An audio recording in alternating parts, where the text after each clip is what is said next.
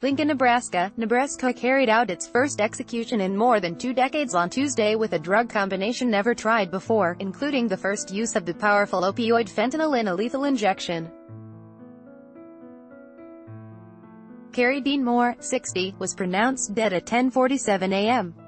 Moore had been sentenced to death for killing 2 cab drivers in Omaha in 1979.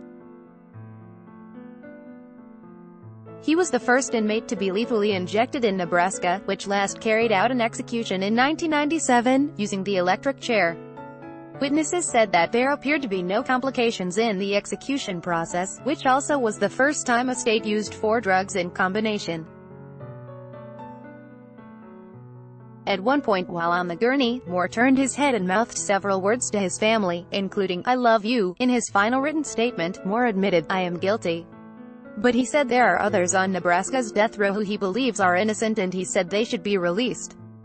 Article continued below. How might you feel if your loved one was innocent and on death row? Moore asked.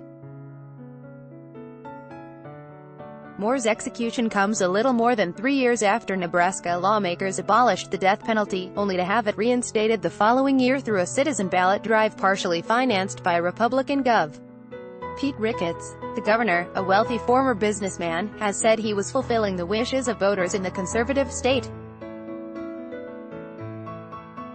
The Nebraska drug protocol called for an initial IV dose of diazepam, commonly known as Valium, to render the inmate unconscious, followed by the powerful synthetic opioid fentanyl, then cisatracurium benzoate to induce paralysis and stop the inmate from breathing, and potassium chloride to stop the heart.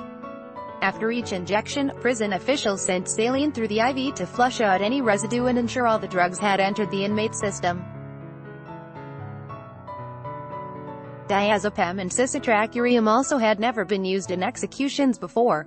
According to prosecutors, Moore was 21 when he fatally shot Reuel Van Ness during a robbery with his younger brother, and used the money to buy drugs and pornography.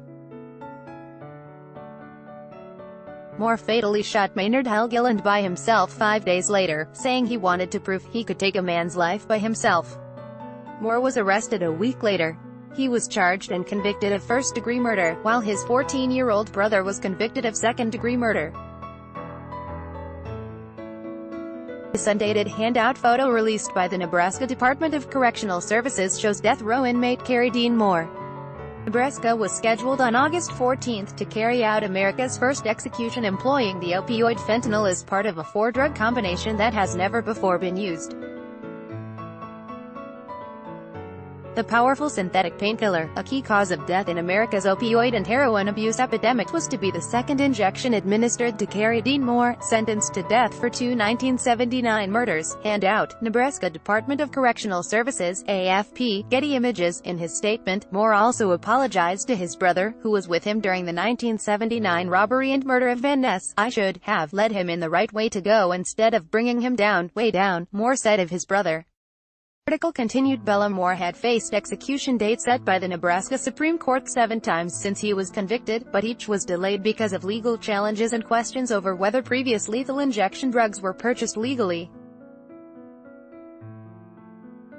For some relatives of Moore's victims, that was far too long, and they hope his name and crimes will finally vanish from headlines. "We're sick of hearing about Carrie Dean Moore." Steve Helgeland, one of Maynard Helgeland's 3 children, said ahead of the execution. Helgeland said the numerous delays in executing Moore had left him ambivalent about whether his father's killer dies by lethal injection or spends the rest of his life in prison.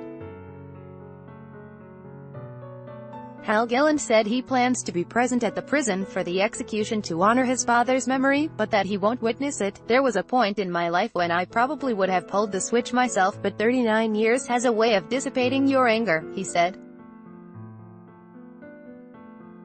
A Germany-based drug maker tried to halt the execution last week, filing a lawsuit that alleged the state had illegally procured at least one of the company's drugs.